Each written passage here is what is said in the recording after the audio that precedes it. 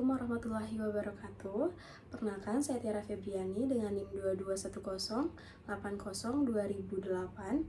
Baik teman-teman, sekarang saya akan menjelaskan terkait creative thinking sebagai tugas untuk memenuhi UTS di semester ini. Baik teman-teman, jadi untuk pengertian dari creative thinking sendiri yaitu berpikir berasal dari kata pikir. Menurut KBBI, pikir artinya akal budi, ingatan, angan-angan, pendapat, atau pertimbangan. Lalu di sini berpikir bisa diartikan sebagai menggunakan akal budi untuk mempertimbangkan dan memutuskan sesuatu serta menimbang-nimbang dalam ingatan.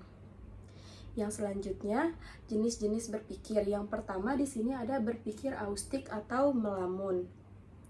Berpikir austik ini adalah pola pikir yang sangat dipengaruhi oleh imajinasi atau keinginan pribadi, tanpa mementingkan kenyataan ataupun logika.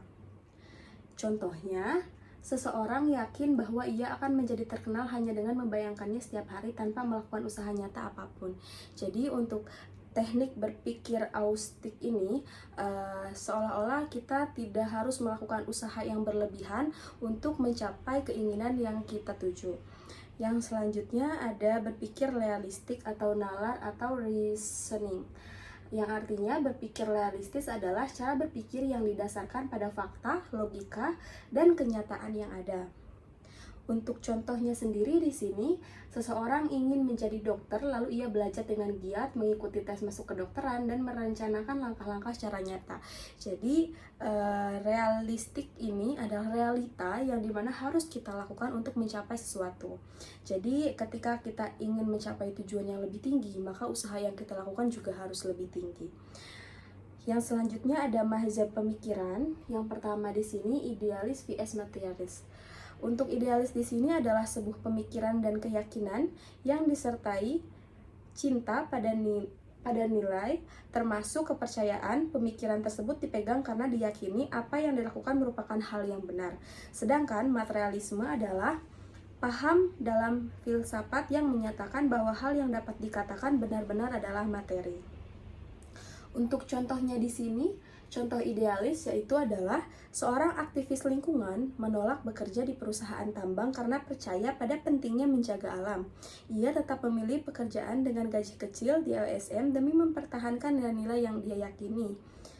Yang selanjutnya, contoh materialisme adalah seorang materialis percaya bahwa pikiran hanyalah hasil kerja otak, sehingga ia menolak gagasan tentang jiwa atau roh yang terpisah dari tubuh. Yang selanjutnya, mazhab berpikir yaitu adalah empiris vs rasionalisme.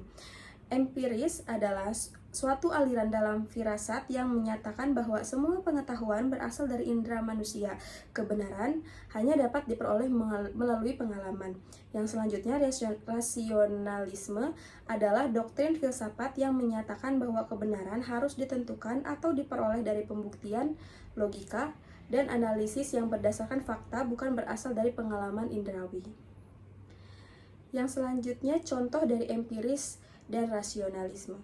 Untuk contoh empiris sendiri, seorang ilmuwan menguji obat baru dengan melakukan percobaan langsung di laboratorium karena ia percaya pengetahuan yang benar hanya diperoleh lewat pengamatan dan pengalaman nyata.